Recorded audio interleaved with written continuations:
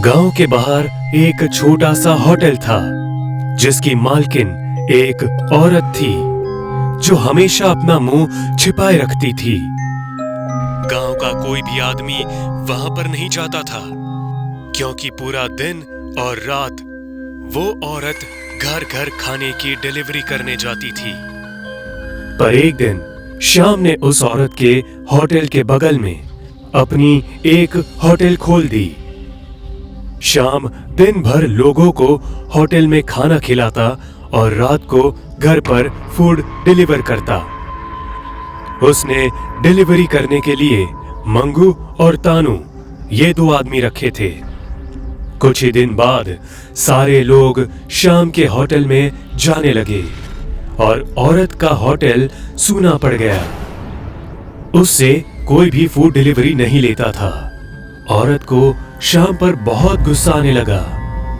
एक रात शाम अपने होटल में पैसे गिन रहा था, तभी उसे दरवाजे पर एक साया दिखाई दिया। अरे कौन है वहां? अरे कोई बोलता क्यों नहीं है? होटल बंद हो चुका है, कल सुबह आना। धीरे धीरे वो साया बड़ा होता गया और आखिर में वो औरत दरवाजे से अंदर आई। शाम उस औरत को देखकर चौंक गया। ओह तुम, अब बताओ क्या लेने आई हो? तुम्हारी जान। क्या? अरे पागल है क्या तू? चल जा, सुबह बात करेंगे। अपना होटल बंद करो वरना मारे जाओगे। शाम ने डरते हुए कहा। तू अकेली औरत मुझे मारेगी? जा जा, नहीं करता बंद। शाम की बात सुनकर औरत को गुस्सा आया और उसने अपना घूंघट उठाकर अपना असली चेहरा शाम को दिखाया। उसका चेहरा बेहद बदसूरत और खतरनाक लग रहा था। धीरे धीरे उसका सारा शरीर भयानक दिखने लगा और वो औरत एक चुड़ैल में बदल गई। उस चुड़ैल को देख शाम डरकर भागने लगा। चुड़ैल ने उसका पीछा किया पर शाम रसोई घर में जाकर छिप गया। चुड़ैल ने उसे ढूंढकर हवा में उछाला और जमीन पर पटक दिया। लोगों को खाना खिलाने का बहुत शौक है ना तुम्हें? अब तुम खुद भी खाओ। चुड़ैल बहुत गुस्से में थी। उसने रसोई घर में जितना भी खाना था सारा शाम को खिलाना शुरू किया। जैसे जैसे खाना शाम के पेट में जा रहा था उसका पेट फूलता गया। थोड़ी देर बाद शाम खाने से इनकार करने लगा क्योंकि उसका पेट बहुत फूल रहा था, पर चुड़ैल उसे जबरदस्ती खिला रही थी। अंत में शाम का पेट इतना भर गया कि वो एकदम से फट गया। शाम का खून और शरीर के टुकड़े सारे रसोई घर में बिखर गए। बहुत सारा खून और खाना चुड़ैल के मुंह पर उड़ा और वो उसी हालत में जोर जोर से हंसने लगी।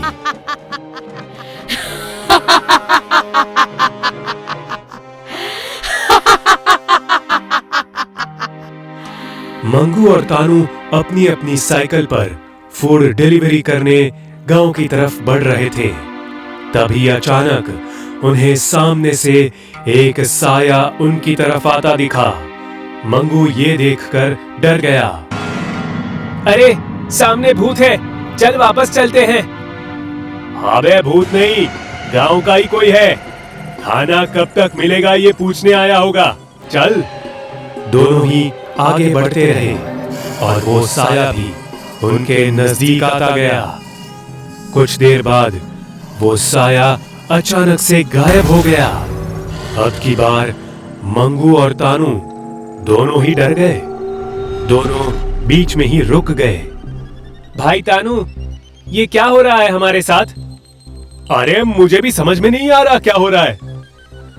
वो दोनों वहीं पर बीच रास्ते में खड़े थे कि अचानक से ऊपर से वो औरत उनके सामने उड़ती हुई नीचे आई। मंगू डर के मारे चिल्लाने लगा। चुप हो जाओ। ये सब खाना मुझे दे दो और भाग जाओ यहाँ से। नहीं नहीं, हम नहीं देंगे।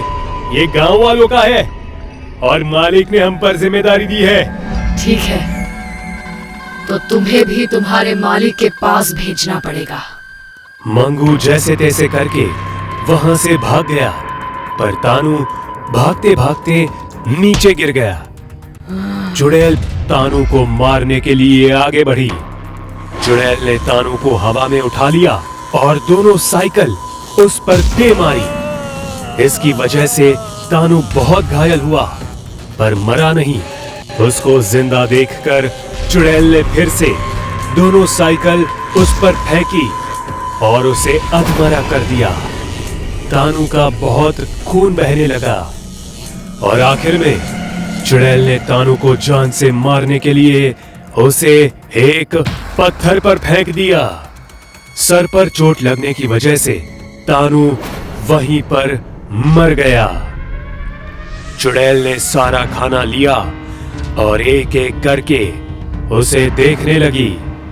इन गांव वालों ने मेरा खाना ठुकरा कर इस खाने को पसंद किया। अब तो उन्हें ये खाना खिलाना ही पड़ेगा। चुड़ैल ने सारा खाना जमीन पर रखा और हाथों को उस पर रखकर जादू करने लगी। धीरे धीरे चुड़ैल के हाथों से धुआं निकलने लगा और वो पूरे खाने पर फैल गया। ये देखकर चुड़ैल जोरों से हंसने लगी।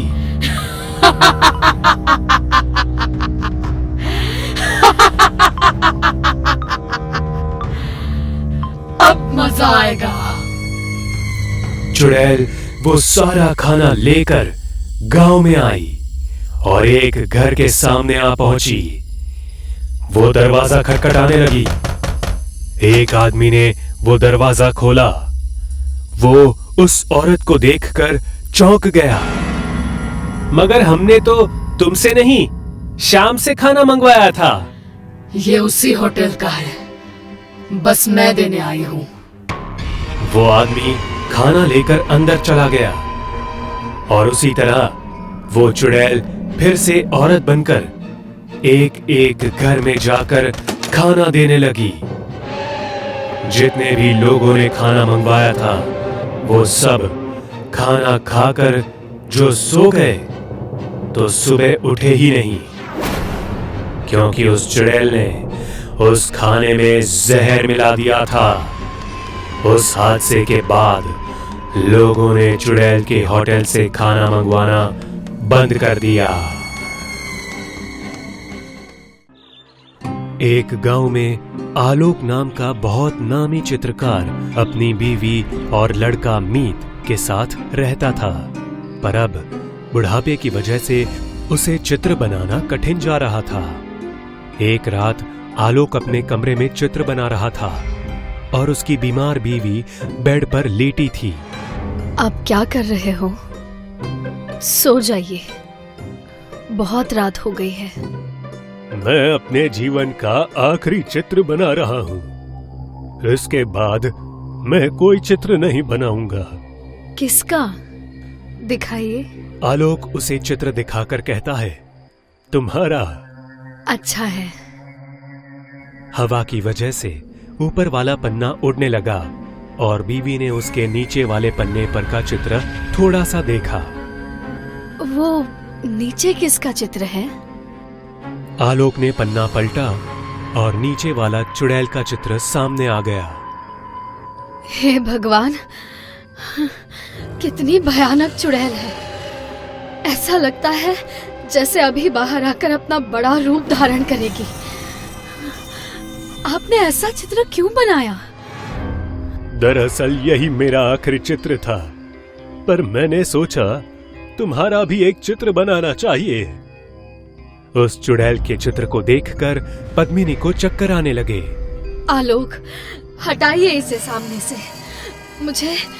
मुझे तकलीफ हो रही है। हटाइए इसे।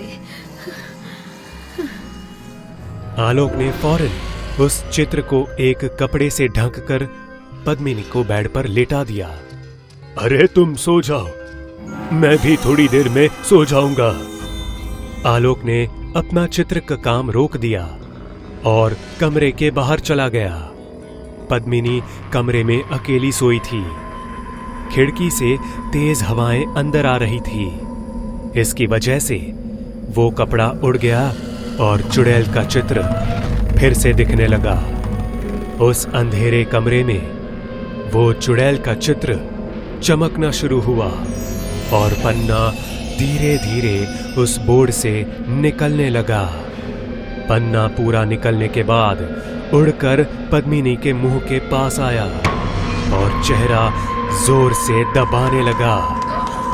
पद्मिनी की सांस अटक जाने की वजह से वो जोर जोर से फड़फड़ाने लगी।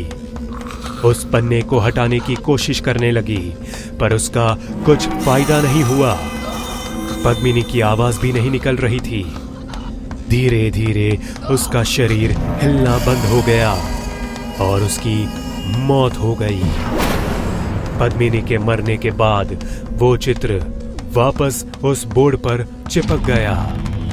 आलोक कमरे में आया और पद्मिनी को शांति से सोता देख उसके बगल में सो गया। दूसरे दिन की सुबह आलोक और उसके बेटे मीत को पद्मिनी के बारे में पता चला तो उन्हें बेहद दुख हुआ। उन्होंने उसकी अंतविधि पूरी की। जब उसकी चिता जल रही थी तब आलोक को कुछ याद आया और वो अंदर की तरफ भागा। वो अंदर पद्मिनी के चित्र के पास आया और उसे देखने लगा। ये तुम्हारी आखिरी निशानी है, इसे भी तुम अपने साथ ले जाओ। इतना कह के उसने झटके से पद्मिनी का चित्र बोर्ड से निकाला और बाहर आकर उसकी चिता में फेंक दिया। पर फेंकने के बाद उसे पता चला कि उसने चुड़ैल का चित्र भी फेंक दिया। वो रोने लगा और मीत को लेकर घर के अंदर चला गया। उसी रात आलोक अपने कमरे में बेड पर अकेला लेटा हुआ था। उसे पद्मिनी की बहुत याद आ रही थी। वो उठा और पद्मिनी के चिता के पास चला गया। वो चिता के पास पहुंचा और एक पत्थर पर बैठकर शांति से चिता को देखने लगा। इतने में उसकी नजर चिता में फंसे एक कागज पर पड़ी। आलोक ने वो कागज उठाया और देखने के बाद वो बहुत चकित सा हो गया। वो चुड़ैल के चित्र वाला कागज था।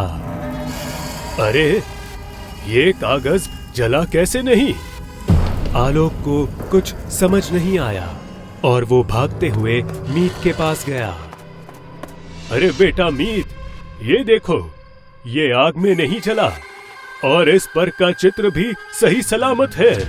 किसका चित्र? चुड़ैल का। दोनों बहुत डर गए। अचानक वो कागज अपने आप हिलने लगा और छत तोड़कर हवा में उड़ गया। आलोक और मीत डर के मारे बाहर भाग गए।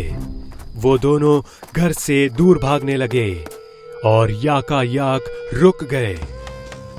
उनके सामने हवा में चुड़ैल के चित्र का कागज खड़ा था और अब वो पहले से बहुत विशाल हो चुका था। उसके अंदर की चुड़ैल हिल रही थी। आलोक, तूने मुझे जलाने की कोशिश की है। अब मैं तुझे जिंदा नहीं छोड़ूंगी। तुम्हारे बीवी के बाद अब तुम मेरा शिकार हो। मतलब पद्मिनी को तुमने मारा? हाँ। चुड़ैल जोरों से हंसने लगी।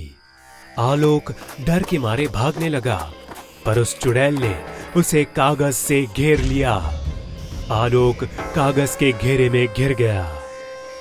चुड़ैल ने आलोक को हवा में उठाकर कागज में जकड़ लिया और उसके शरीर को मोड़ने लगी। इसी के साथ आलोक की हड्डियों की टूटने की आवाज आ रही थी। वो दर्द की वजह से चिल्ला रहा था। अंत में उसकी आवाज शांत हो गई और वो कागज आलोक के खून से जगह जगह लाल पड़ गया था। चुड़ैल ने कागज को झटके से खोला और आलोक का शरीर मीत के सामने आकर गिर पड़ा। मीत डर की निगाहों से आलोक की तरफ देख रहा था। चुड़ैल मीत के पास आने लगी। अब तुम्हारी बारी। मीत डर के मारे पीछे जाने लगा। उसने नीचे पड़ी हुई एक लकड़ी उठाई और चुड़ैल को डर कर बोला, देखो, आगे मत आओ। तुम मुझे एक छोटी सी लकड़ी से नहीं मार सकते। चुड़ैल हंसने लगी और मीत के नजदीक पहुंच गई। जैसे ही वो चुड़ैल मीत को पकड़ने के लिए आगे बढ़ी, मीत ने वो लकड़ी जोरों से घुमाई और उस कागज में छेद हो गया। इसकी वजह से वो चुड़ैल पीछे हट गई। मीत ने देखा कि उस छेद से काला खून बह रहा था। खून इसलिए बह रहा था क्योंकि जहां छेद हुआ था वहां चुड़ैल के पैर बनाए गए थे और वो खून उसके पैर से बाहर आ रहा था। मीत ये देखकर हंसने लगा। आ, उठा मुझे, आ ना। चुड़ैल को गुस्सा आया और उसने मीत को उठाकर कागज में जकड़ना शुरू किया। मीत ने भी जोर से लकड़ी घुमाई और कागज को 2 हिस्सों में फाड़ दिया। चुड़ैल जोरों से चिल्लाने लगी। कागज की पकड़ छूटने के कारण मीत नीचे गिर गया। चुड़ैल 2 हिस्सों में कट गई। कागज चुड़ैल के काले खून से भर गया और धीरे धीरे छोटा होने लगा। कागज अपने पुराने आकार में आने के बाद जमीन पर गिर गया और जलने लगा। उसके साथ ही चुड़ैल के जलने की चीखें सुनाई देने लगी। कागज के पूरी तरह से जलने के बाद मीत आलोक की लाश के पास गया और काफी देर तक रोता रहा। दूर कहीं पहाड़ों में एक घना जंगल था। उस जंगल के पेड़ इतने घने थे कि सूरज की रोशनी जमीन पर कभी नहीं गिरती थी और दिन के समय में भी उस जंगल के अंदर अंधेरा ही होता था।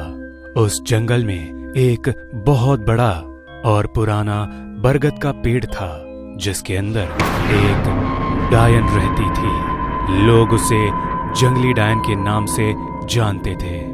उसका डर जंगल के चारों तरफ फैला हुआ था। वो डायन इतनी खतरनाक थी कि जंगली जानवर भी उसकी आहट से दूर भागते थे। जंगल के बाहर एक झोपड़ी थी जहां नमन उसकी बीमार माँ के साथ रहता था। एक दिन उसकी माँ की हालत बहुत खराब हो गई। माँ, तुम्हारी हालत बहुत खराब है। मुझे जंगल में जाकर वो जड़ी बूटी लानी ही होगी। नहीं, तू उस जंगल में कभी नहीं जाएगा। उस जंगली डायन की वजह से मैं तुम्हारे पिता को खो चुकी हूँ। अब तुम्हें नहीं खोना चाहती बेटा। और मैं अगर नहीं गया तो मैं तुम्हें खो दूंगा।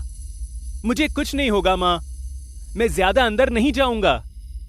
नहीं, तुम्हें मेरी कसम है, तुम उस जंगल की तरफ देखोगे भी नहीं। अब जाओ, रात को जलाने के लिए कुछ लकड़ियां लेकर आओ। नमन हताश होकर बाहर आया और कुल्हाड़ी उठाकर लकड़ी लाने निकल पड़ा। वो घर से थोड़ी दूर आया और एक जगह लकड़ी काटने लगा। इतने में नमन को माँ के खांसने की आवाज सुनाई दी। उसने गुस्से में कुल्हाड़ी फेंक दी और कहा, हर बार माँ कसम देकर रोक लेती है, लेकिन इस बार नहीं। आज तो मैं दवाई लेकर ही आऊंगा। नमन ने कुल्हाड़ी उठाई और दौड़ के घर की तरफ आया। घर के अंदर झांक कर देखा तो माँ आंखें बंद किए लेटी हुई थी। उसने धीरे से एक मशाल उठाई और जंगल की तरफ भागने लगा। नमन जंगल की सीमा पर पहुंच गया। दोपहर का समय था और जंगल के बाहर कड़ी धूप थी, पर जंगल के अंदर इतना घना अंधेरा था कि मानो रात हो।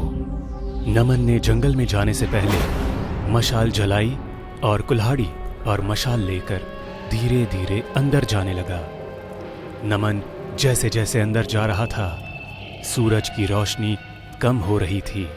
थोड़ी देर बाद रोशनी का दिखना बंद हो गया और नमन मशाल के सहारे आगे बढ़ने लगा। वो जंगल बिल्कुल शांत था कि मानो उस जंगली डायन से डर कर चुप बैठा हो। थोड़ी दूर आने पर नमन को इंसान और जानवरों के कंकाल दिखाई देने लगे। वो डर गया, पर फिर भी हिम्मत करके आगे बढ़ता रहा। चलते चलते वो उस बरगद के पेड़ के पास पहुंचा। नमन ने बड़ी हिम्मत करके उस घने पेड़ की तरफ देखा। वो बरगद इतना शांत और डरावना था कि सच में एक जंगली डायन की तरह दिख रहा था। वो बिना आवाज किए आगे बढ़ता रहा। आखिरकार नमन जड़ी बूटी वाली जगह पर पहुंच ही गया। उसने मशाल एक पत्थर पर रखी और जड़ी बूटी तोड़ने लगा। उसने बहुत सारी जड़ी बूटी ली और मशाल उठाने के लिए आगे बढ़ा। जैसे ही उसने अपना कदम आगे बढ़ाया, उसका पैर एक लकड़ी पर गिरा और वो लकड़ी टूट गई। उस लकड़ी टूटने की आवाज पूरे जंगल में गूंजी। नमन डर गया। उसने जड़ी बूटी कमर से बांधी और मशाल लेकर तेजी से चलने लगा। उसके पैरों की आवाज अब पूरे जंगल में गूंज रही थी। नमन फिर से उस बरगद के पेड़ के नजदीक आया और उसने देखा कि कंकालों की संख्या बढ़ चुकी है। वो भागने लगा और भागते भागते उसका पैर एक कंकाल पर गिरा। उसकी इतनी जोर से आवाज हुई कि सारे पंछी शोर करने लगे। डर के मारे नमन के पैर वहीं जम गए। शांत दिखने वाला वो बरगद का पेड़ अचानक हिलने लगा। उसकी टहनियां बड़ी होने लगी। वो सब देखकर नमन वहां से भागने लगा, पर एक टहनी ने उसे रोक लिया और उठाकर उसे अपने पंजे में जकड़ लिया। अब उस बरगद को चीरकर एक जंगली डायन बाहर निकलने लगी। वो उस पेड़ जितनी लंबी और दिखने में बेहद भयानक थी। नमन वो सब देखकर बहुत ज्यादा डर गया और मदद के लिए चिल्लाने लगा। बचाओ बचाओ बचाओ मुझे।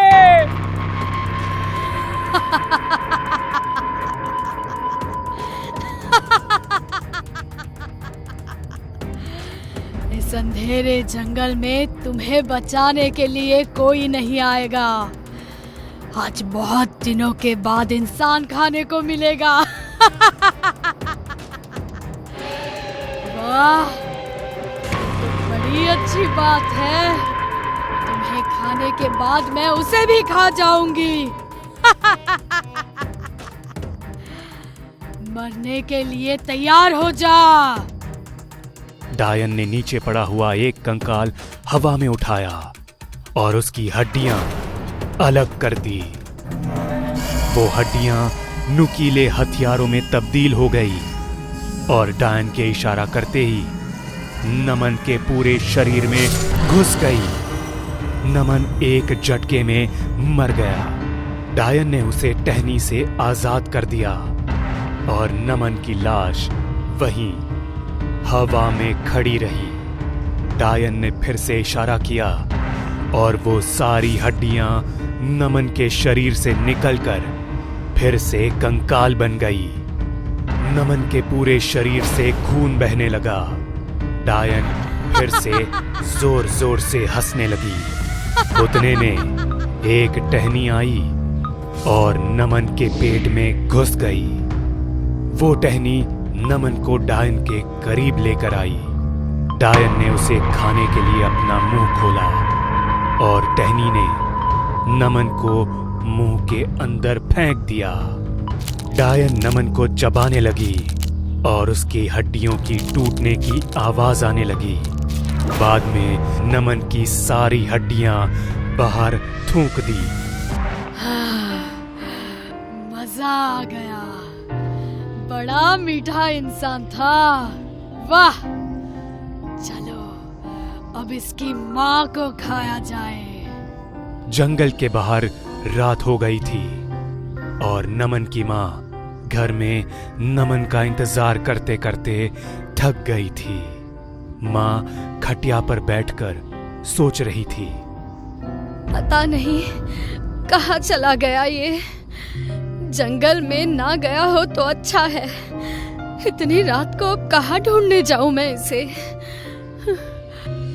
इतने में नमन घर के अंदर आया और माँ के बगल में बैठ गया।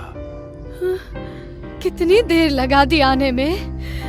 मैं तो परेशान हो गई थी। अब मैं आ गया हूं ना, चलो हम खाना खाते हैं।